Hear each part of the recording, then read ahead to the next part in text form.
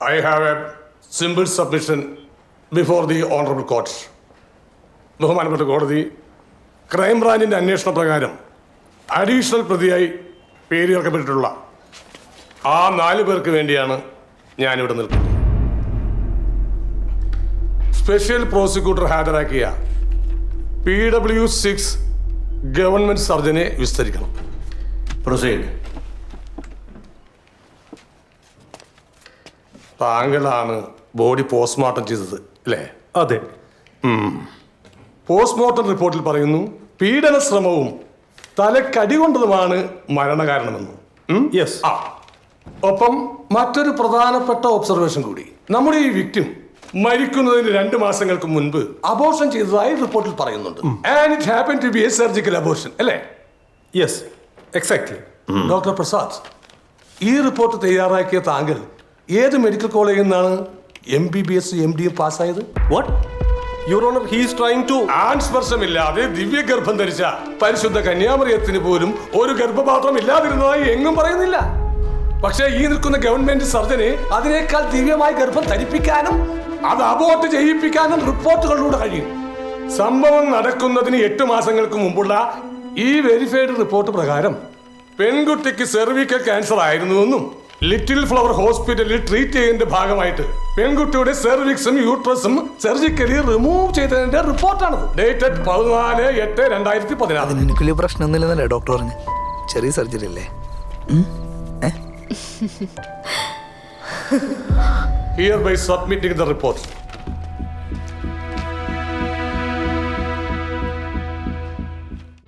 ഗർഭപാത്രമില്ലാത്തൊരു പെൺകുട്ടി ഗർഭം ധരിക്കുക എന്നത് അത്ഭുതം. അതേ ഗർഭത്തെ അബോർട്ട് ചെയ്യുക എന്നത് മഹാത്ഭുതം. ഇത്തരം അത്ഭുതങ്ങൾ നടത്തുന്ന ഇവനെ പോലുള്ളവരെ ഡോക്ടർ നല്ല യുവർ ഓണർ വിളിക്കേണ്ടത്. Because he is a technically qualified government certified medical criminal. Objection, Your Honor. Yes, you will object. സത്യം അക്കമിട്ട് നിർത്തുമ്പോൾ എതിർക്കാതിരിക്കാനാവില്ല. Because you are an advocate of lies. Advocate Mukundan, ഇത് കോടതിയാണ്. ഇവിടെ നിങ്ങൾ മാത്രം വാദമുയർത്തിയാൽ പോരാ. സത്യം എന്താണെന്ന് നിങ്ങളല്ല, ബഹുമാനപ്പെട്ട കോടതിയാണ് പറയേണ്ടത്. മിസ്റ്റർ കാളു, നിങ്ങൾക്ക് ക്രോസ് ചെയ്യാനുള്ള അവസരം ഞാൻ തരാം. You may continue. കൊല്ലപ്പെട്ട ഉണ്ണിയുടെ മൊഴി രേഖപ്പെടുത്തിയ പോലീസ് ഓഫീസറെ ചോദ്യം ചെയ്യണം. പ്രൊസീഡ്. ഇല്ലാത്ത സാക്ഷിയുടെ പറയാത്ത മൊഴി, അതിനൊന്നും ചോദിക്കേണ്ടതില്ല. എങ്കിലും ഒരു ചോദ്യം. ഒരു സുപ്രഭാതത്തിൽ ഏതോ ഒരു പയ്യൻ എന്തോ ഒന്ന് പറഞ്ഞു എന്ന് പറയപ്പെടുന്നു. അതെന്തടിസ്ഥാനത്തിലാണ് നിങ്ങൾ മൊഴിയായി സ്വീകരിച്ചത്? അന്നേ ദിവസത്തെ അവന്റെ ടവർ ലൊക്കേഷൻ ഡീറ്റെയിൽസ് ഞങ്ങൾ ക്രോസ് ചെക്ക് ചെയ്തിരുന്നു. അതിൽ നിന്നും ആ പെൺകുട്ടിയുടെ റേപ്പ് ആൻഡ് മർഡർ അറ്റംപ്റ്റ് നടന്നിരുന്ന സ്പോട്ടിൽ അവനുള്ളതായി ഞങ്ങൾ സ്ഥിരീകരിച്ചു. അത്രേ ഉള്ളൂ. എത്ര എളുപ്പത്തിൽ ടവർ ലൊക്കേഷൻ കിട്ടി അല്ലേ? അങ്ങനെ അവൻ ദൃക്സാക്ഷിയായി. സാക്ഷി, witness. A witness has to be genuine, trustworthy, and above all, he or she should have an ethical code of conduct. 2 juvenile court കേസുകൾ, അതിൽ 2ഉം attempt to molest a woman. ഈ ചെറുപ്രായത്തിൽ തന്നെ 3 സ്കൂളുകളിൽ നിന്നും ഡിസ്മിഷൻ, 4 അടിപിടി കേസുകൾ. ഇതാണ് പ്രോസിക്യൂട്ടർ ഹാജരാക്കിയ the most elegant, most believable, most trustworthy വിറ്റ്നസിന്റെ പ്രൊഫൈൽ. പ്രോസിക്യൂഷന്റെ ഭാഷയിൽ പറഞ്ഞാൽ ഇത്രയും സൽസ്വഭാവിയായ ഒരു ദൈവപുത്രൻ അവിടെ ഉണ്ടായിരുന്നുവെങ്കിൽ അതിന് 2 സാധ്യതകളാണുള്ളത്. ഒന്നുകിൽ സാക്ഷി, അല്ലെങ്കിൽ അവനാണ് എല്ലാത്തിനും സാക്ഷിയായ പ്രതി. Objection, your honour. ഡിഫൻസ് സാക്ഷിയെ പ്രതിയായി ചിത്രീകരിച്ച് കേസിന്റെ ഗതി മാറ്റാൻ ശ്രമിച്ചുകൊണ്ടിരിക്കുകയാണ്. പിന്നെ സാക്ഷിയുടെ പാസ് റെക്കോർഡ്സ് നോക്കിയിട്ടല്ല മൊഴി രേഖപ്പെടുത്തണോ വേണ്ടോ തീരുമാനിക്കുന്നത്. It is just the proof and the details of the proof has been submitted before the honourable court.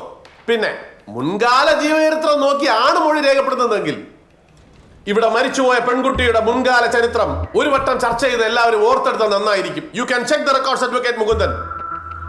നടു റോഡിൽ പാതിരാത്രിക്ക് പല പുരുഷന്മാരുമായി മാറി മാറി ചുംബിക്കുന്നത് കണ്ടു എന്ന് പറഞ്ഞ് മൊഴി കൊടുത്തത് സർവീസിലുള്ള 2 പോലീസ് ഉദ്യോഗസ്ഥന്മാരാണ്. അഡ്വക്കേറ്റ് മൂന്നിന് സാക്ഷിയായിട്ട് ഇനി അതും പോരാതെ വരുമാവോ? പോലീസ് ഉദ്യോഗസ്ഥർ മതി. അത് കാളൂരിന്റെ സാക്ഷികളാവുമ്പോൾ ധാരാളം. പ്രോസിക്യൂഷൻ അവതരിപ്പിച്ച ആ പോലീസുകാരെ വിസ്തരിക്കണം. അസമയത്ത് ഈ പെൺകുട്ടി ഒന്നിലധികം പുരുഷന്മാരെ അസാധാരണമായ രീതിയിൽ ചുംബിക്കുകയും ആലിംഗനം ചെയ്തതായി കണ്ടു എന്നാണ് നിങ്ങൾ അന്വേഷണ സംഘത്തിന് കൊടുത്ത റിപ്പോർട്ട്, അല്ലേ? അതെ.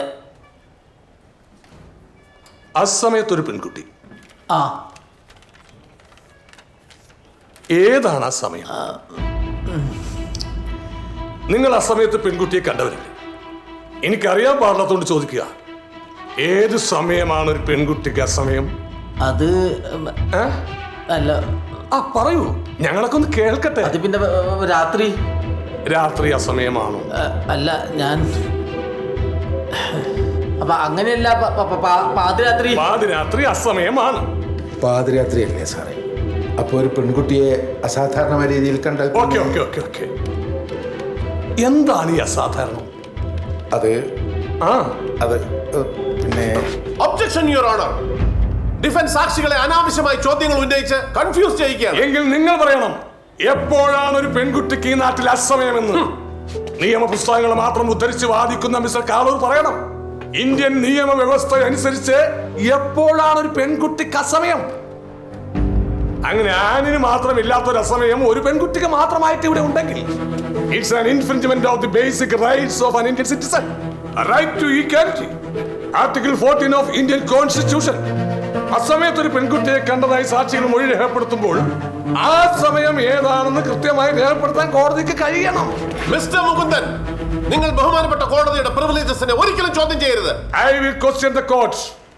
ചോദ്യം ചെയ്യപ്പെടേണ്ടത് കോടതിയാണെങ്കിൽ ചോദ്യം ചെയ്യുക തന്നെ ചെയ്യും. കാരണം കോടതിയേക്കാൾ വലുതാണ് സത്യം. അല്ലെങ്കിൽ കോടതി ഉറക്കെ വിളിച്ച് പറയണം, നമ്മുടെ ഈ നാട്ടിൽ ഇത്ര മണി തൊട്ട് ഇത്ര മണി വരെ അസമയമാണ്. ആ സമയത്ത് പുറത്തിറങ്ങുന്ന പെൺകുട്ടികൾക്ക് സംഭവിക്കുന്ന യാതൊന്നിനും നിയമത്തിന്റെ പരിരക്ഷ ലഭിക്കുകയില്ല എന്ന് പറയാൻ പറ്റുമോ? ഇല്ല. ഇനി അസാധാരണം എന്താണ്? ഈ അസാധാരണം ഒരാണും പെണ്ണും ഒരുമിച്ച് എവിടെയുണ്ടോ അവിടെ അസാധാരണം. ഒരുമിച്ച് സംസാരിച്ചാൽ അസാധാരണം, ഒരുമിച്ച് നടന്നാൽ അസാധാരണം, ഒരു ബൈക്കിന് പോയാൽ അസാധാരണം, ഒരു സിനിമയ്ക്ക് പോയാൽ അസാധാരണം. അത് പിന്നെ മനുഷ്യനായാൽ അല്പം സദാചാരബോധമൊക്കെ കാണില്ലേ സാറേ? സദാചാരം അന്യന്റെ സ്വകാര്യതയിലേക്ക് വലിഞ്ഞു കയറി ചെല്ലാനുള്ള ഇവന്റെയൊക്കെ ലൈസൻസിന്റെ പേരല്ല സദാചാരം. യുവർ ഓണർ, അഡ്വക്കേറ്റ് മുകുന്ദൻ പറയുന്ന കേട്ടാ തോന്നും ഇങ്ങനൊരു കൊലപാതകമേ നടന്നിട്ടില്ല എന്ന്. അദ്ദേഹത്തിന് സാക്ഷികളെ വിശ്വാസമില്ല, സാക്ഷി മൊഴികളെ വിശ്വാസമില്ല, പോലീസിന് വിശ്വാസമില്ല, എന്തിന് ബഹുമാനപ്പെട്ട കോടതിയെ പോലും വിശ്വാസമില്ല. പിന്നെ എന്താണാവോ മിസ്റ്റർ മുകുന്ദന് വിശ്വാസം? കോടതി മുൻപാകെ ഒരു സാക്ഷിയെ, ഒരൊറ്റ സാക്ഷിയെ വിസ്തരിക്കാൻ ഞാൻ അനുവാദം തേടുന്നു. Objection your honour. എന്താ കാളൂര് ഇത്? ഒറ്റ സാക്ഷിയല്ലേ ഉള്ളൂ, വാദം മുന്നോട്ട് പോട്ടെ. ഇദ്ദേഹം ഹാജരാക്കിയതുപോലെ സാക്ഷികളുടെ ഒരു നീണ്ട പട്ടികയൊന്നും എനിക്കില്ല. ഒരൊറ്റ സാക്ഷി, ഒരേ ഒരു സാക്ഷി.